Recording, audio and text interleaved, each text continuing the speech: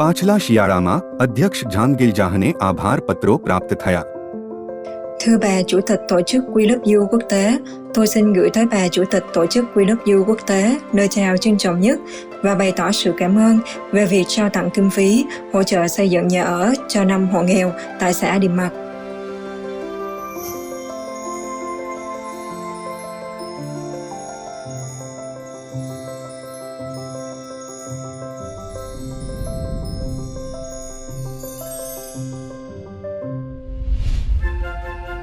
જ્યારે તેમણે આ સમાચાર સાંભળ્યા કે 5 પરિવારો માટે નવા ઘર તૈયાર છે તો વી લવ યુ સ્વયંસેવકો ડીએમ માર્ક લોકોની સમિતિ તરફ ગયા.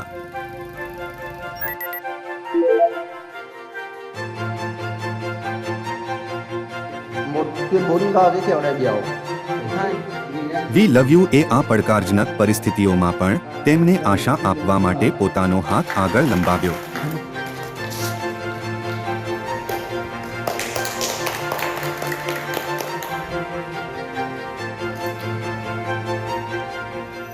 અમે સન્માનિત મહેસૂસ કરીએ છીએ કે આંતરરાષ્ટ્રીય વી લવ યુ ફાઉન્ડેશને ડીએમ માર્કમાં રાષ્ટ્રીય યોગ્યતા ધરાવતા લોકો અને જરૂરિયાતમંદ પરિવારોને ઘર પ્રદાન કર્યું.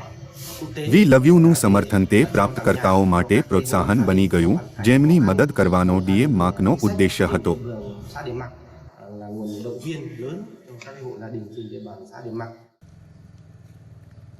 વિધિ પછી વી લવ યુ સ્વયંસેવકો ઘરોને જોવા માટે બહાર ગયા.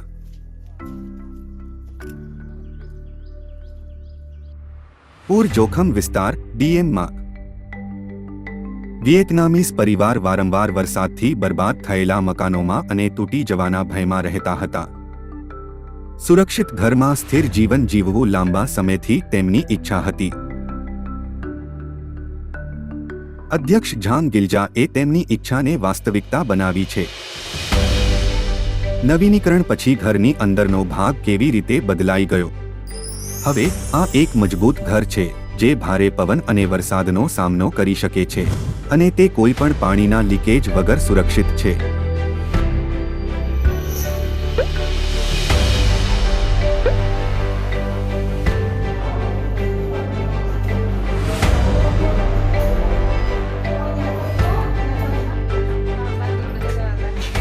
તે પરિવારોના ચહેરા પર ખુશીનું સ્મિત ખીલ્યું જેમણે પોતાના નવા ઘરોમાં આશાને અપનાવી છે.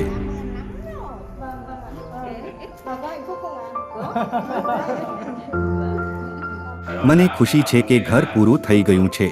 ભોંયતરિયા, દિવાલો અને છત બધું જ મજબૂત રીતે બનાવવામાં આવ્યું છે. આ ખૂબ સુખદ અને ઠંડુ છે. હું ખૂબ ખુશ છું. મારા માતા પિતાના ઘરના નિર્માણમાં મદદ કરવા માટે હું વી લવ યુનો હૃદયપૂર્વક આભાર માનું છું. વી લવ યુના અધ્યક્ષે વિશેષ ભેટ પણ તૈયાર કરી.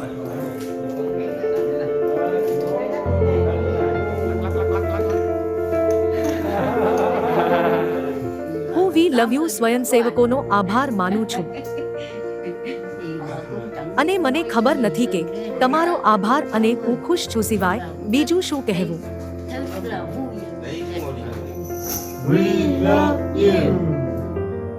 જ્યાં પણ પ્રેમની સૌથી વધારે જરૂર હોય ત્યાં વી લવ યુ માતાના હૃદય અને સ્પર્શ સાથે જશે.